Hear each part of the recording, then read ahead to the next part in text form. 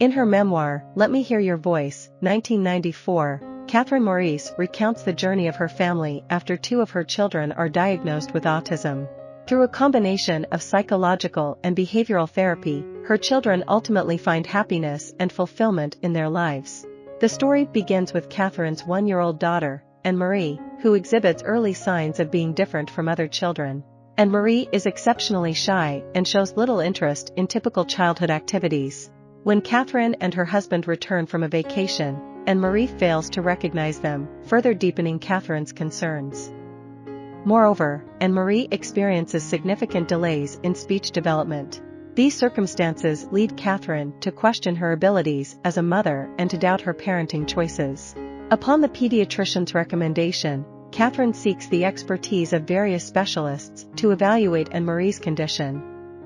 After several disappointing visits, Anne-Marie receives a diagnosis of autism. Catherine, burdened with guilt, blames herself for her daughter's condition, despite her husband's attempts to console her. While the doctors inform Catherine that autism cannot be cured, they suggest that therapy may improve Anne-Marie's life. Determined to find the right therapist, Catherine faces challenges in identifying someone who can positively impact Anne-Marie's well-being. Meanwhile, Anne-Marie's symptoms worsen, and she withdraws completely from social interactions. As Catherine delves into autism literature, she discovers that the cause and cure of the condition remain unknown to medical professionals.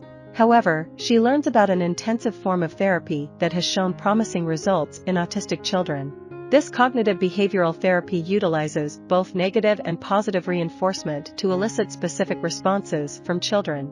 Catherine contacts a therapist named Bridget Taylor, initially skeptical about the effectiveness of rewards such as candy on Anne-Marie. Nevertheless, she decides to give the therapy a chance and allows the sessions to commence.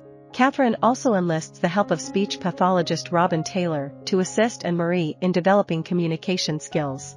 The sessions prove challenging for both Catherine and Anne-Marie, as they involve employing strategies like prolonged chair sitting until cooperation is achieved. Additionally, Catherine adopts a holding therapy recommended by Dr. Martha Welch, which entails holding Anne-Marie for an hour daily to encourage bonding.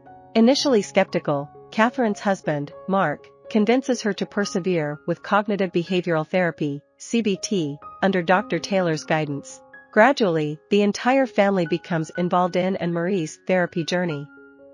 Dr. Taylor trains them in using positive and negative reinforcement techniques with Anne-Marie. Although Catherine feels as if they are constantly nagging Anne-Marie about her behavior, she cannot deny the improvements observed in her alertness and engagement with the world. Anne-Marie begins speaking and can identify most objects she encounters, although expressing her emotions through language remains a challenge. Moreover, Anne-Marie becomes more open to change as CBT teaches her that new experiences can be rewarding and enjoyable. While Catherine develops trust in Dr. Taylor, her relationship with Dr. Welch deteriorates. Dr. Welch suggests a different approach to holding therapy that involves mothers openly expressing anger and frustration towards their children. Catherine disagrees, believing that the success of holding therapy stems from her efforts to make it a positive experience for Anne-Marie. She writes a letter explaining her perspective, which Dr. Welch shares with other mothers practicing holding therapy. The only area where Anne-Marie's progress is less significant is in overcoming self-soothing behaviors and tics. Catherine and Mark decide to allow these behaviors to persist, as they seem to help Anne-Marie cope with the stress associated with CBT. Finally, Anne-Marie undergoes a comprehensive evaluation by a doctor and is found to be within the normal range of child development. Anne-Marie begins attending preschool and becomes a success story for children with autism. In the meantime, Dr. Welch approaches Catherine about participating in a documentary on holding therapy. Catherine agrees, but upon seeing the final version, she is shocked to discover that it contains false information and that her interviews have been heavily edited to omit any mention of CBT's effectiveness for her child.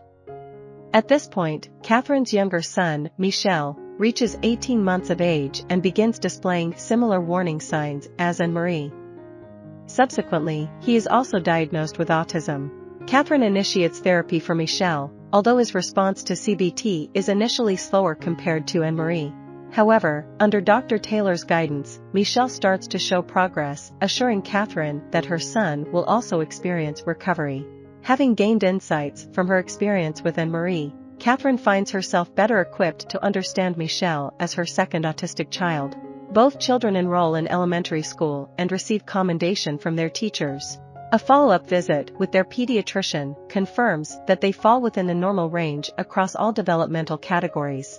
Catherine believes that her children have overcome autism, although she acknowledges that the journey was challenging and that the efficacy of the process may vary for each child, considering their unique circumstances. I hope you enjoyed this video. Leave a like if you did and be sure to subscribe. Thank you.